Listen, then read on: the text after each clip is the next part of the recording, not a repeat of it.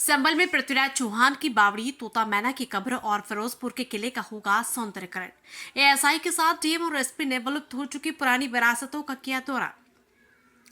250 तीर्थ स्थल और कूपों को किया जाएगा संरक्षित। विलुप्त हो चुकी धरोहर को उनके पुराने अस्तित्व में लौटाया जाएगा। देश दुनिया से संभल में घूमने आएंगे पर्यटक। प्राचीन मंदिर और कुएं मिलने के बाद पुरातत्व विभाग की संरक्षक इमारतों को एसएसआई की टीम और जिला प्रशासन ने निरीक्षण करते हुए वास्तविकता जानने की कोशिश की। कई स्थानों पर पहुंची टीम ने जांच की। क्षेत्र के फिरोजपुर स्थित वर्षों पुराने किले को देखा गया तो वो चोर कुएं के नाम से मशहूर कमलपुर सराय के कुएं यानी बावड़ी को देखा, जिसको पृथ्वीराज चौहान का बावड़ी होना बताया जाता है। साथ ही निकट में स्थित एक तोता मैना की कब्र को भी देखा गया। हाल ही में किले में बाबा शेमनाथ धर्मस्थल के जीवित हुए कुएं का भी निरीक्षण किया गया। एक यहाँ फिरोजपुर का किला है जिसे सैयद फिरोज नाम के व्यक्ति ने 1656 से 59 के मध्य बनवाया था, जो एएसआई प्रोटेक्टेड मोन्यूमेंट भी है। उसका हमने विजिट किया और तो एएसआई की टीम भी हमारे साथ थी। उसके बाद जो नीमसार तीर्थ के अंदर एक कूप निकला है, जो जिसमें एकमात्र जागृत कूप यदि कहें तो वो वही निकला है, जिसमें 10 से 12 फीट के ऊपर जल भी उपलब्ध है। और तीसरा अभी जो बनी हुई राजपूत बावड़ी बोलते हैं इसको, वहाँ हमने विजिट किया। तो लगातार देखा जा रहा है, इसके बाद एक ऐतिहासिक इस नगर का इतिहास बहुत प्राचीन है।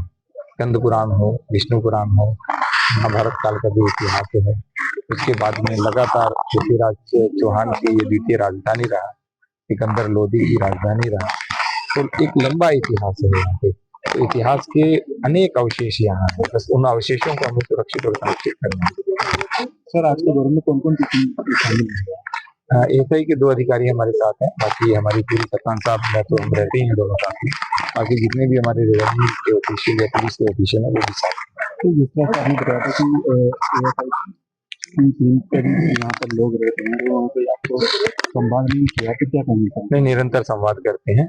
कल भी एएसआई के लोग थे, उनकी देखरेख में हम पूरा का पूरा स्ट्रक्चर दिखा रहे हैं। जो स्ट्रक्चर विवादित नहीं है, एक एक कूप है और जो हमारे अंडर में भी है, बस उनको एनक्रोचमेंट फ्री करा रहे हैं और कूपों को पुनः प्राकृतिक जल संरक्षण का स्रोत बनाने का प्रयास कर रहे हैं।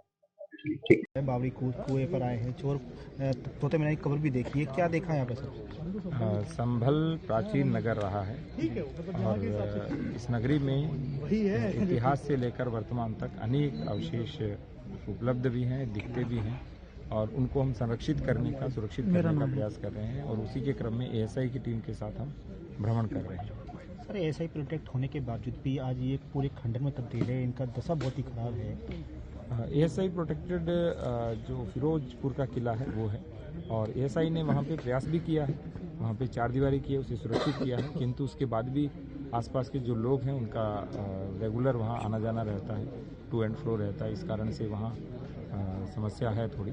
तो वहाँ वो एएसआई को हमने अवगत करवाया है, तो एएसआई उसकी ओर ध्यान देगा।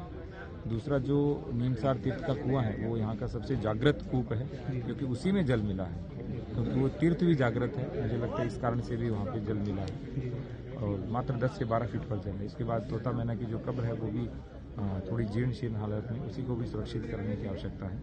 और चौथे स्थान के ऊपर जो राजपूत काल की बावड़ी है जो पृथ्वीराज चौहान के समय में बनी थी, तो वो भी बहुत सुंदर बावड़ी है, अंदर बहुत भव्य भी है, इसको भी सुरक्षित और संरक्षित करने की आवश्यकता है। सर, जिस तरह से ये संभल पृथ्वीराज चौहान की राजधानी कही जाती है और उनकी ये उन्हीं की निशानी बताई जाती है बावड़ी कुआं, लेकिन आज ये बड़ी बदहाल स्थिति में है, चोर कुएं के नाम इसको दे दिया गया है।